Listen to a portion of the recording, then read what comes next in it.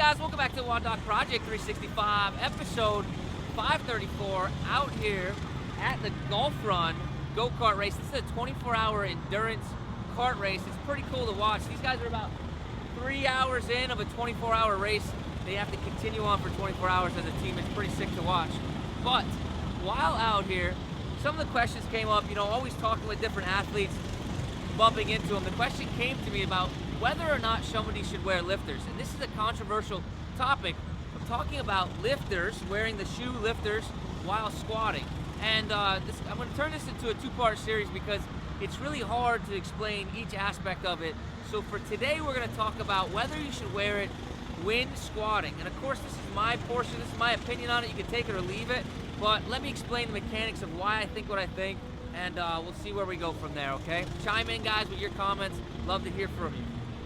So, when we look at whether somebody should be using a lifter, what we're essentially asking is, should we raise their heel, okay? So, that comes down to whether we have enough mobility to enter into a full squat. I'm going to talk about a back squat first. If I get myself into the bottom of a back squat position, and I'm able to keep my heels on the ground, you see how my heel's not raising, all right? In that case, what am I allowed to do? What's the goal of the back squat, or at least the mechanical goal?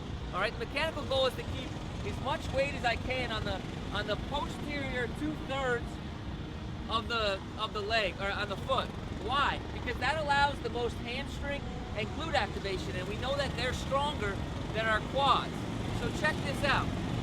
If I have the physical limitation of my ankle, all right, or my hip that doesn't allow me to get into that position all the way down into the bottom of the squat while staying on a flat foot, you're going to immediately see that my quads become overloaded, or at least increase recruitment.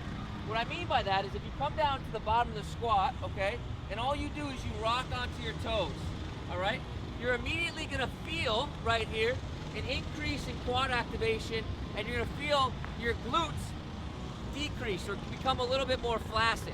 So just try it. You can try it in a couple different positions. You can try it in a full squat and go. You can try it in a half squat and go.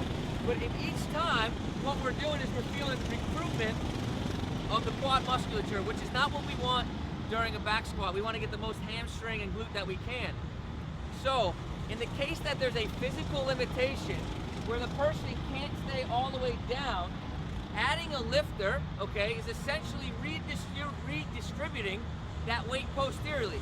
What I mean by that is this: if I come up onto my toes because of a loss of anatomical range of motion, and I put something under here that allows me to now put more weight onto my heel, okay, that's a good thing.